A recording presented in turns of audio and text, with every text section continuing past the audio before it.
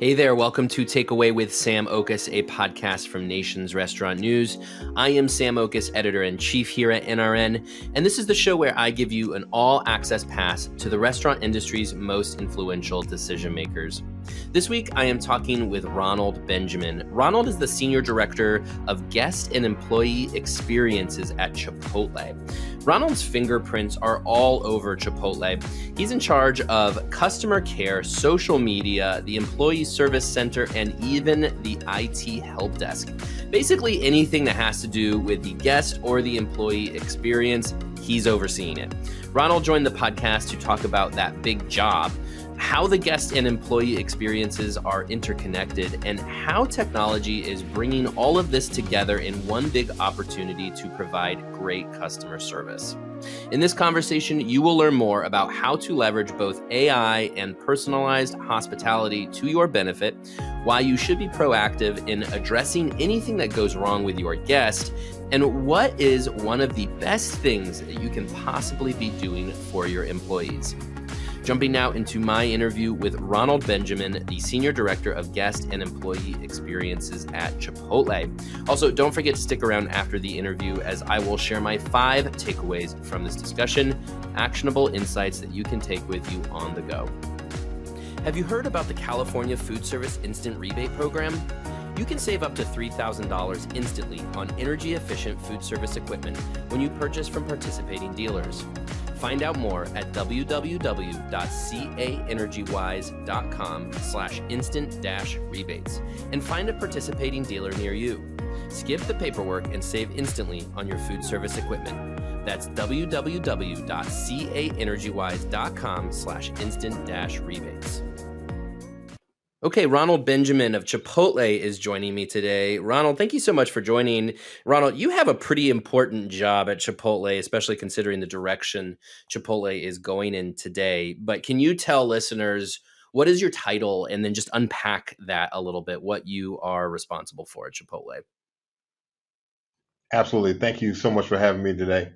Again, my name is Ronald Benjamin. I'm the Senior Director of Guest and Employee Experience, and that encompasses 4 areas for Chipotle. First is guest experience for customer care, where we handle everything from refunds to customer responses. I also have a social media team that responds and interacts with the customers around 20 hours a day. That also looks after our brand and puts out great little things. We have a great following there on our social media platform. Also have our employee service center. In the employee service center, we also support almost 100,000 employees and well around 150,000 to 180,000 contractors at any given time. And that handles anything from onboarding to payroll questions and so forth and so on. Mm-hmm. And then my last area is the IT help desk.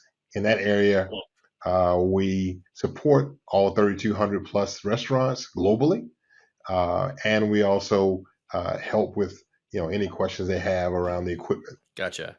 So, Ronald, what is the benefit of all of those responsibilities being under one person? What's the connective tissue, I guess, across customer service, employee service, IT? How do all these things relate to each other? One of the good things is that when I was brought on to Chipotle is to develop a strategy for guest and employee experience, and what I call a single point of contact. So what the thread that weaves all this together is allowing us to see and bring everything through our technology, our tech stack, and our platforms so that we can begin to see all the things that affect both our employees and guests. And most people think that is separate, but it actually brings the picture quite well Mm-hmm. together for all of them to be under one because one supports the other. Gotcha. All right, so let's sort of unpack a few of these things a little bit individually. Let's talk about the guest experience in particular.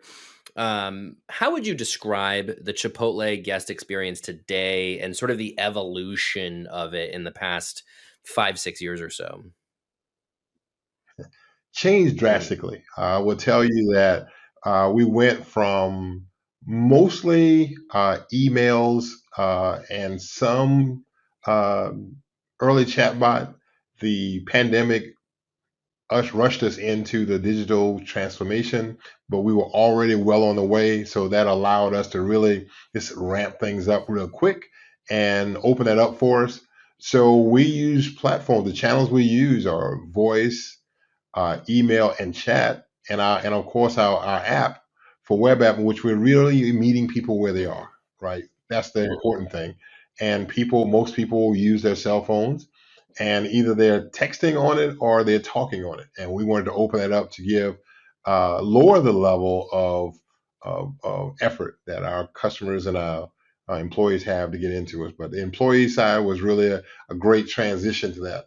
In terms of now, we are you can even order, through Facebook or through your phone or call up and do those things. You can also chat with us in any of those channels that we have. So we just really revolutionized really meeting our customers where they are, and let the industry and the people really dictate how we respond to what they want. So much of what you're describing here is obviously tech fueled and empowered by digital tools. And I feel like this has come up in so many of my conversations recently, which is the nature of service today is so tech forward and increasingly so. I think the theme of 2023 is artificial intelligence. We're talking all about how that's going to apply. Maybe we could get into that, but mostly I'm curious from your perspective on actually the human part of it, because obviously hospitality, the core of it is still people. So for the guest experience in particular, you mentioned all those digital tools. What's the balance there and how you facilitate that experience through the digital tools, but also through human beings?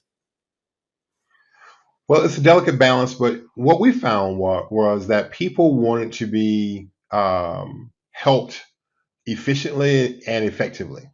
So doing that, we use leverage AI. Pepper answers and talk to most people. Most people love the way they talk to her, and she responds, and she's quickly, and they don't have to ever talk to anyone. However, if you are unable, or Pepper's unable to resolve it, or they want to speak to someone, it's easily passed along to someone in text or in on the phone, so they can resolve the issue. So it's a great balance between the two, and it's not either or, but both Hmm. and I believe that philosophy is just making sure that, again, some people, our demographic, tend to trend a little bit younger, and they normally use a lot more of the technology, but we don't want to alienate those who want to use the phone Sure. primarily or don't use the app, even though we would love everyone to use the app so we can better cater to what they want and need.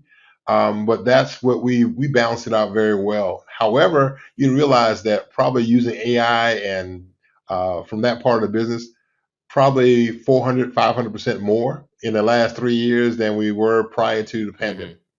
I had the pleasure of taking a peek inside Chipotle's social media war room in your office, which was fascinating, if only because I am a social media luddite, I guess you could say. Social media is so over my head so often, but you have this team of people who are so on top of responding to social media. So to me, like that also was a very human component of engaging with guests. Tell me about the social media strategy at Chipotle, how you guys develop a voice of Chipotle through your social media team. Well, it's amazing, and thank you for that compliment because I love my social media team. They are rock stars. The people revere them very highly, and it's amazing how they call them out by name and they interact with us. And we wish we could respond to all of them, but it's really too many people to respond to Mhm. everyone. But they really enjoy the engagement part of what's going on. But my team is really there. They are two part, right? Offensive to really make sure that we are interacting with the guests and making sure they understand that we are there for them, and they can also resolve issues for them as well. And then on the other side is getting information out to them and also seeing things that we need to pay attention to, the brand itself to make sure that, number one, that we are in a position where we can respond if we need to, and if we can also help people when they need the help, or they feel like we have fallen short in some way, shape, or form. Mm-hmm. The word that comes to mind in all of this, I guess, is relationship. Because when I think about the fact that what you were describing, as far as customers engaging with Chipotle on their devices, mobile ordering, things like that, facilitating a human connection, but then also engaging with them via social media. I mean, I think about Chipotle. I mean, this is true. I mean, Chipotle more so, I would say, than many other brands, perhaps all other restaurant brands, lifestyle brand is the word that comes to mind. It's sort of like the originator of that idea that Chipotle sort of fits in your lifestyle. I literally know people who every Sunday afternoon, without fail, Chipotle. I'm going to go to Chipotle. I bring that up because I'm just curious. Like, that's a relationship is something I'm sure you don't take lightly, and something you have to work on. So all of these things that we've been talking about, like, how do you use them to develop the relationship with a customer so they don't feel, it doesn't feel impersonal, doesn't feel inhuman, it doesn't feel like it's just a matter of convenience. It's actually something that they feel is important to them.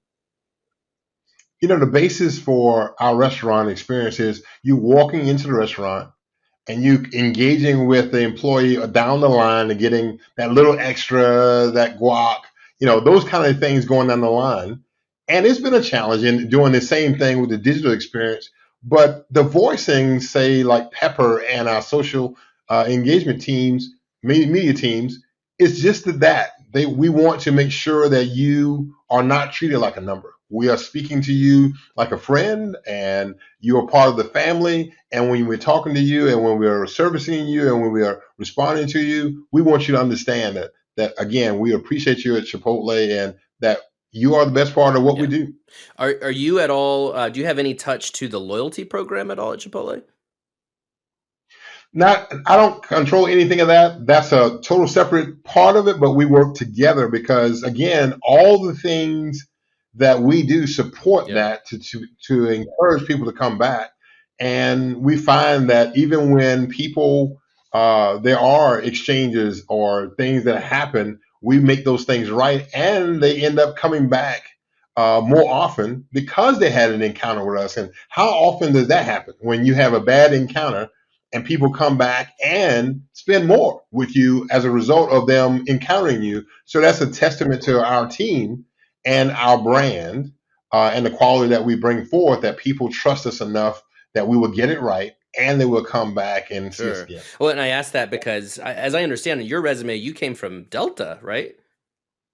Okay, so I'm Yes. just really curious because this has come up so many times in my recent conversations. I can't tell you how many restaurant companies tell me they want to emulate the airlines when as they develop loyalty programs. And I think that's Right. fascinating because they know what they're all thinking of is status and tiers and, gold medallion, whatever, and so I'm curious from your perspective. You have such a unique perspective coming from the airline industry, now working in food service.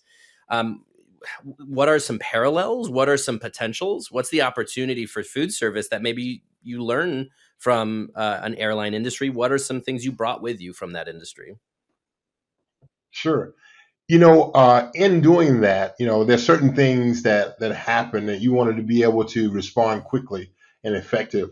And one of the things the airline does, especially Delta being number one in the U.S., uh, showed me and taught me was, when I brought with me, was really being proactive, not waiting for a response to make some things happen. To really go after those things and respond. So when our customers, there's some reason that an order is canceled or something happens, we don't wait to be notified. We automatically notify the Mhm. customer, and we start that process right away with them to make sure that they are taken care of and that they realize that we care about those things. In the future, we want to be able to do the same thing.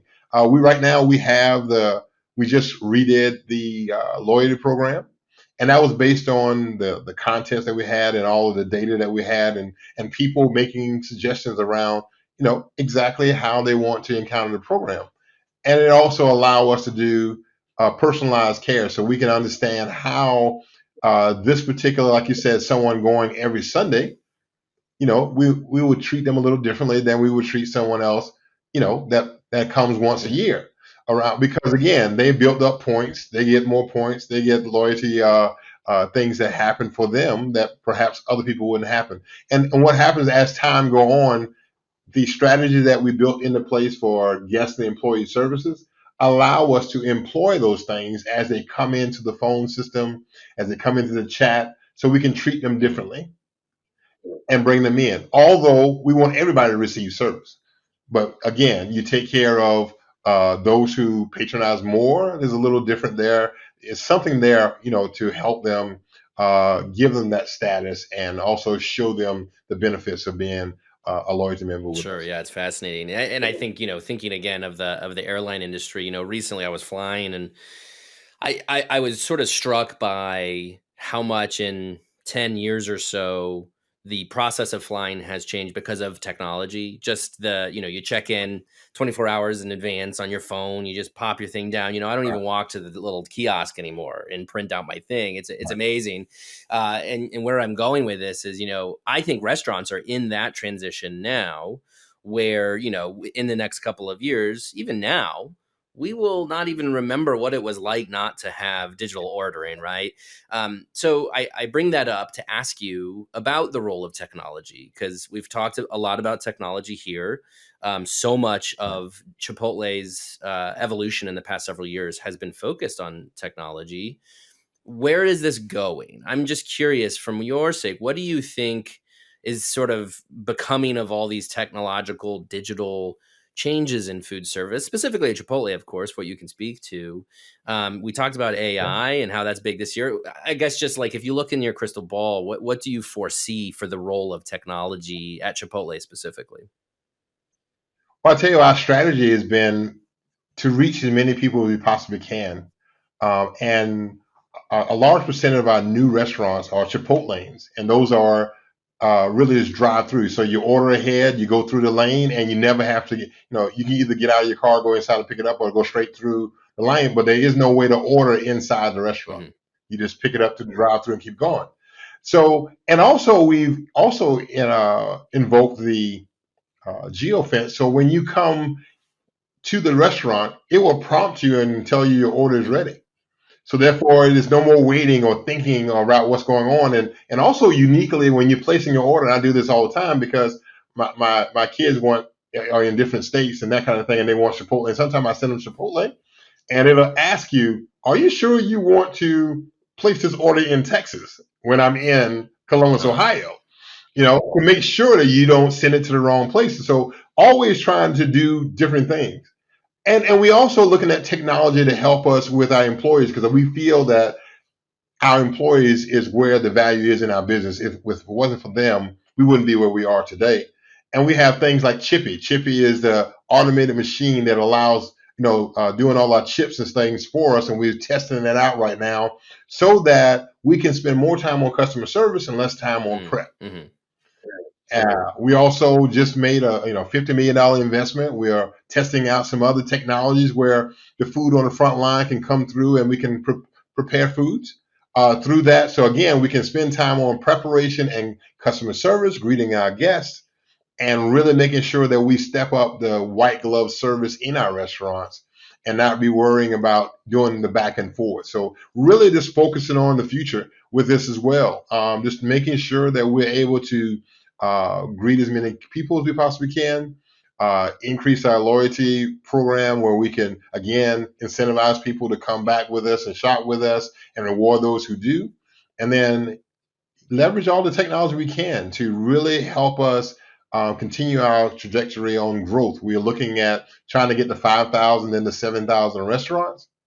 And that's a lofty goal, and globally, that's great for us to do those things. So it's really just about us doing the best we can to control costs, to expand our footprint, and to make the best experience for our guests possible.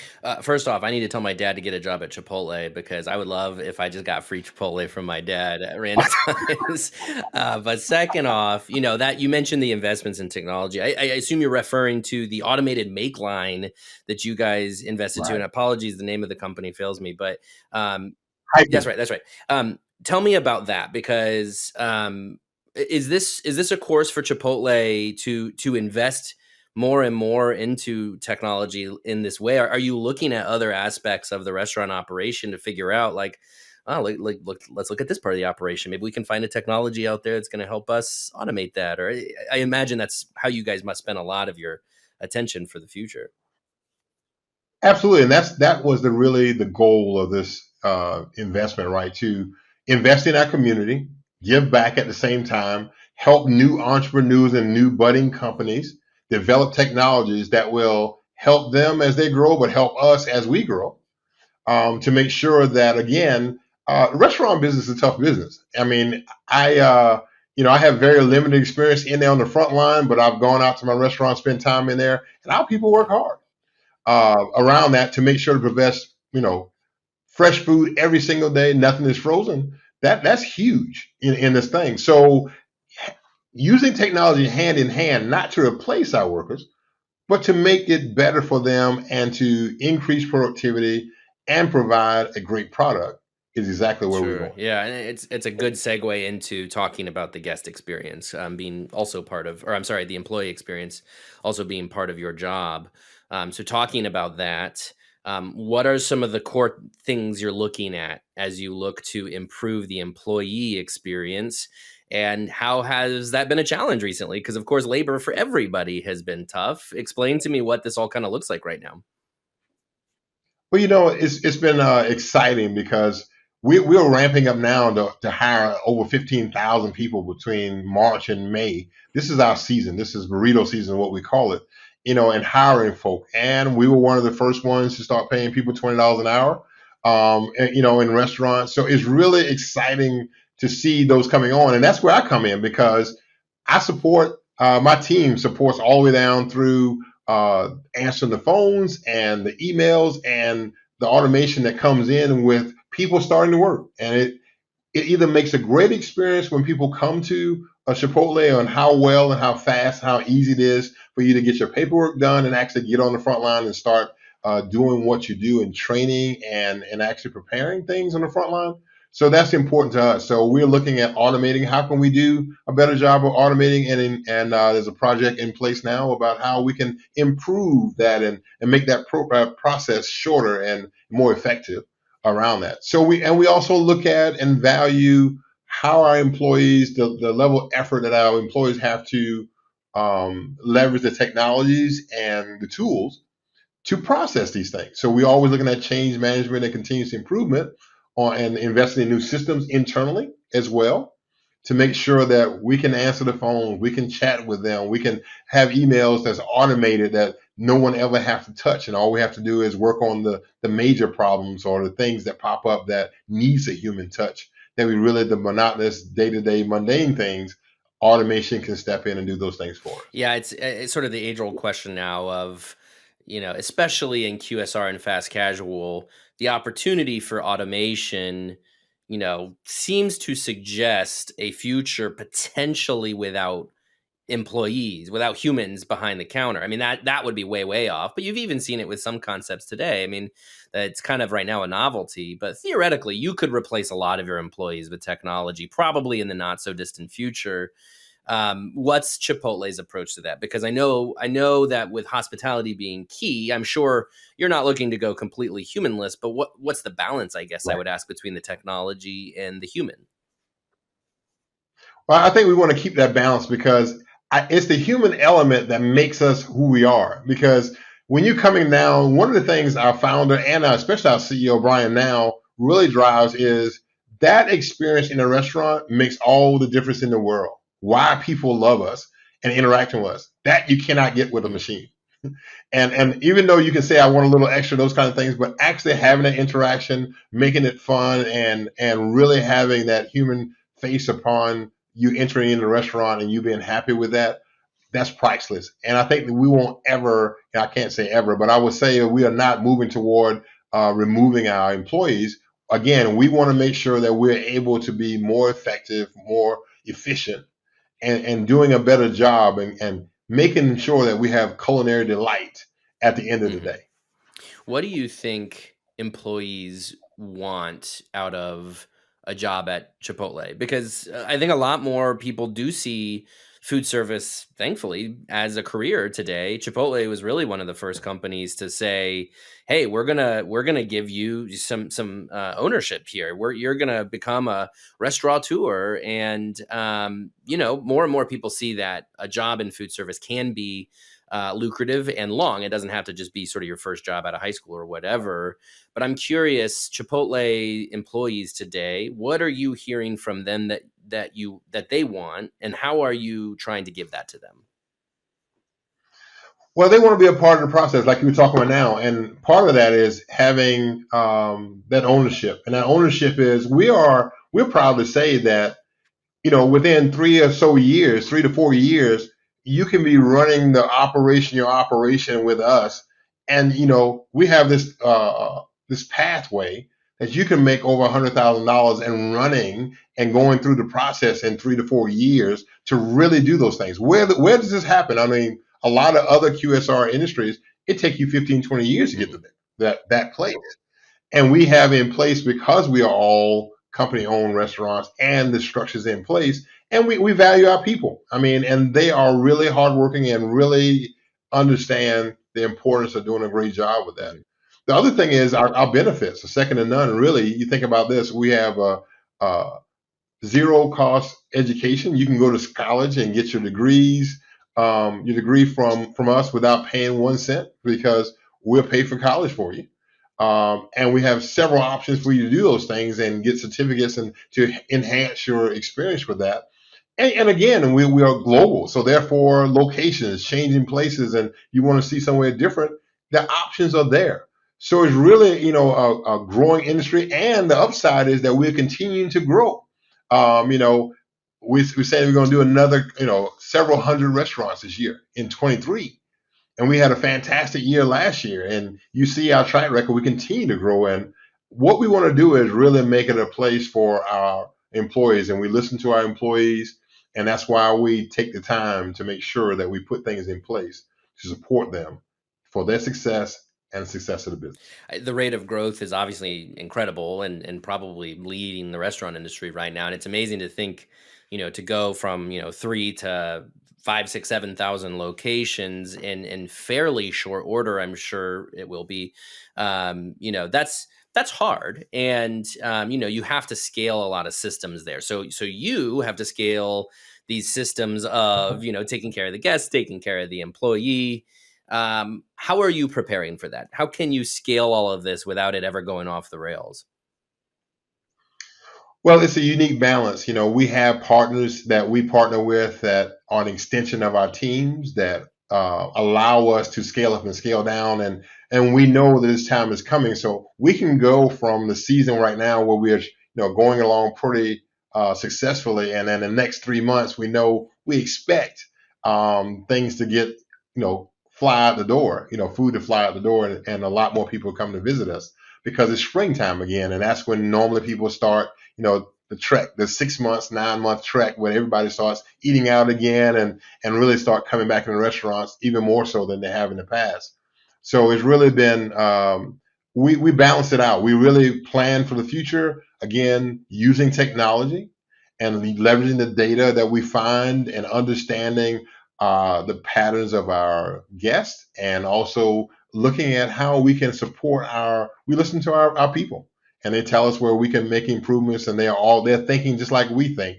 All of our leaders think, how can we make this better? What can we do for the employees as well as the Sure. guests? Ronald, last question for you. Kind of touched on this before, but I'm just curious to really kind of think about it. Chipotle is a leader in this industry, and I've spent almost 14 years in this industry, and Chipotle has always been kind of this brand that all the others are looking at, saying, well, what's Chipotle doing, right? And all these others emulate what Chipotle's done, and I imagine a lot of people listening right now are probably in that boat, emulating what you guys are doing. So to that end, can you give us just a preview of what you're looking at right now, a little bit down the road? What's the direction you're steering your department in particular, that those listening, can kind of prep them and say, okay, if Chipotle's going this direction, this is the direction I want to go to. Well, it's about being the best you can be around what's happening. It's about how can I make the white glove service even better. I want people to realize that whether you have a situation or issue, or you don't even ever talk to us, that your experience is beyond what you Mhm. expected.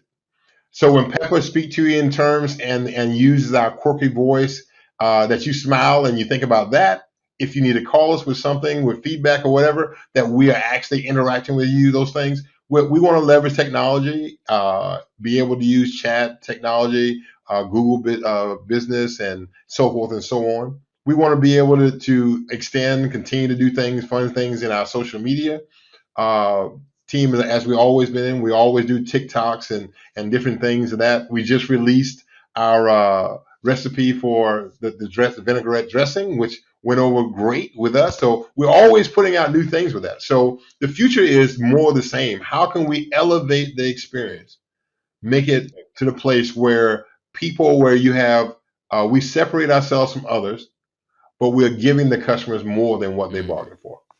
Ronald Benjamin of Chipotle, this has been great. Thank you so much for your time, Ronald. I really appreciate it. Thank you Have very you heard much. about the California Food Service Instant Rebate Program? You can save up to $3,000 instantly on energy efficient food service equipment when you purchase from participating dealers. Find out more at www.caenergywise.com/instant-rebates and find a participating dealer near you. Skip the paperwork and save instantly on your food service equipment. That's www.caenergywise.com/instant-rebates. That was my interview with Ronald Benjamin, the Senior Director of Guest and Employee Experiences at Chipotle. So, what should you learn from this interview? Here are my 5 takeaways. My first takeaway is that technology is your centralized view into all things related to both customers and employees. Obviously, technology has been a part of the restaurant conversation for a long time now, and we talk about it all the time. It's embedded in everything that you're doing in your restaurant company. But what I really appreciated about Ronald's viewpoint is showing how all of this can be centralized into one very fine focus, which is that this is how you take care of your employees and this is how you take care of your customers, and you're leveraging technology to do that. You're collecting data, you're watching their behaviors, you're providing for them instant communication and even technology that is improving the employee experience by automating things. All of this is done because of technology, and it's improving the guest and employee experience. And I just think it's important to remember that technology might feel vast, but in the end, it all comes down to one thing, and that's providing a great experience for your guests and for your customers. And technology is the filter through which we can do that. My second takeaway is that leveraging AI and personalized hospitality today is not an either or situation, but a both and. So, all of the cool AI that's out there today, the artificial intelligence, all of the ways in which you can automate your restaurant company, all of that is great. And there's a ton of potential in it for certain restaurant companies. But just because AI is available to you doesn't mean you have that as a decision, or you're choosing customer service, personalized, people forward service. You can use both of these things in balance with each other. So maybe you're really committed to that experience you provide through your employees, that warm hospitality.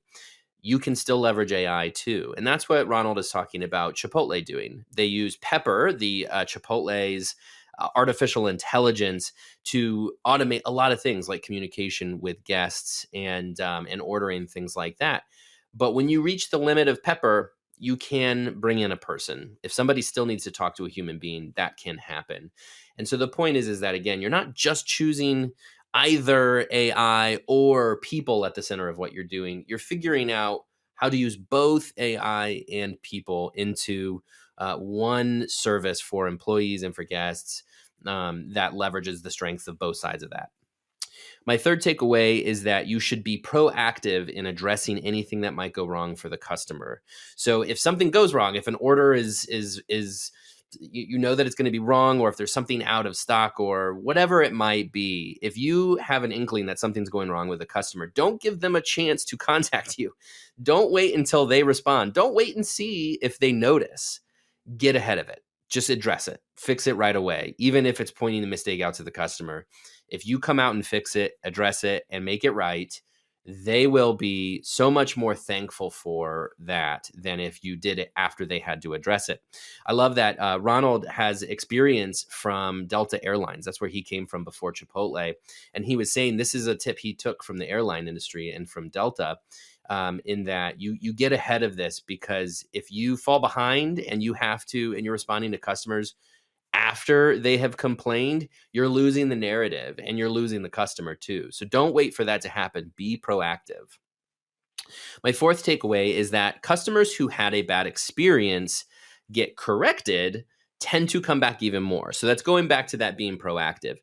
If you fix the customer's experience, if you make it right for them, they're not going to storm away and never come back. Some of them might, depending on how bad the situation was. But more often than not, Ronald says they like having that encounter with Chipotle. So if something happens to go wrong with an order and Chipotle makes it right, the guest has an encounter with Chipotle, it actually makes them feel more loyal to the brand, and they will come back even more, he says. So that just shows you, it demonstrates the power of good customer service and of being proactive, that if you can fix what's wrong, if anything happens to go wrong, if you can get ahead of it and fix it, make it right, you've saved that customer very potentially. And even more, they might even come back more than they have before. My fifth and final takeaway is that one of the best ways to support employees is to automate the mundane. You hear automation all the time. You hear about AI all the time. How is that applicable to your restaurant? You heard it from Ronald. Automate phone calls, automate the emails, automate those things that restaurant employees don't need to be doing. What they need to be doing is providing a great experience for the guests in the restaurants. And that could be front of house hospitality. That could be back of house, focusing more on the quality of the food and the prep. But all of those little mundane things around the edges, you can automate those now. And if you do that, your employees will thank you, because they don't have to worry about that. They can focus on the task at hand. Those are all my takeaways for today. I hope you enjoyed this episode. Please remember to subscribe to Takeaway wherever you listen to podcasts, and also to leave your feedback. You can also email me at sam.okus@informa.com. Thanks again, and we'll talk to you next week.